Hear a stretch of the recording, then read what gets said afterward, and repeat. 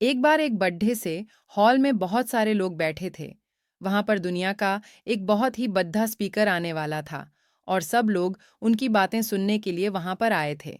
लगभग 10 मिनट के बाद वह स्पीकर स्टेज पर आ जाता है और वह बोलता है कि अगर आपने मेरी बात ठीक से सुन ली और समझ ली तो आपकी जिंदगी पूरी तरह से बदल जाएगी।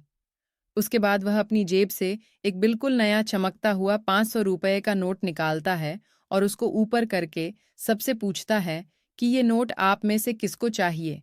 ये सुनते ही सब लोग अपने अपने हाथ ऊपर कर देते हैं। वह स्पीकर बोलता है कि ये नोट मैं आप में से किसी एक को दूंगा, लेकिन इसके लिए आपको थोड़ा वेट करना होगा।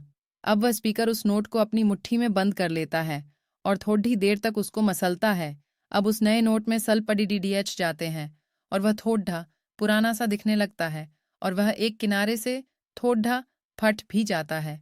इसके बाद वह फिर उस नोट को ऊपर करके पूछता है, अब ये 500 का नोट किसको चाहिए।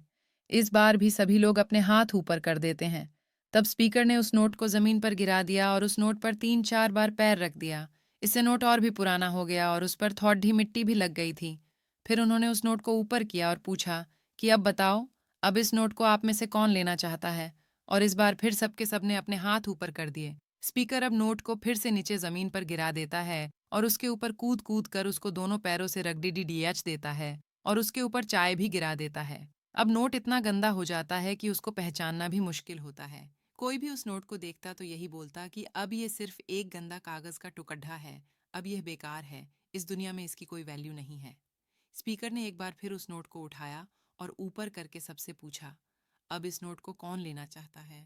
और इस बार भी सबके सब ने अपने हाथ ऊपर कर दिए।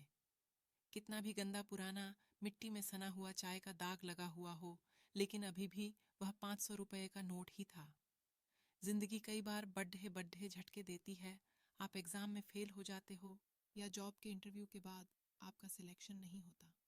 जब आपका बुरा समय चल रहा होता है और आप सिचुएशन का सामना कर रहे होते हो, उसके बाद आपको लगने लगता है कि आप सफलता के लायक ही नहीं हैं।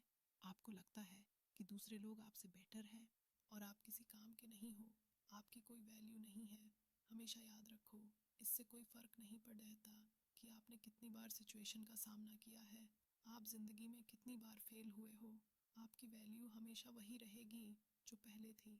आपके पास कुछ खास है जो दूसरों के पास नहीं है और ये कोई भी आपसे छीन नहीं सकता। अब तक सक्सेस नहीं मिलने से आपकी वैल्यू कम नहीं हुई है।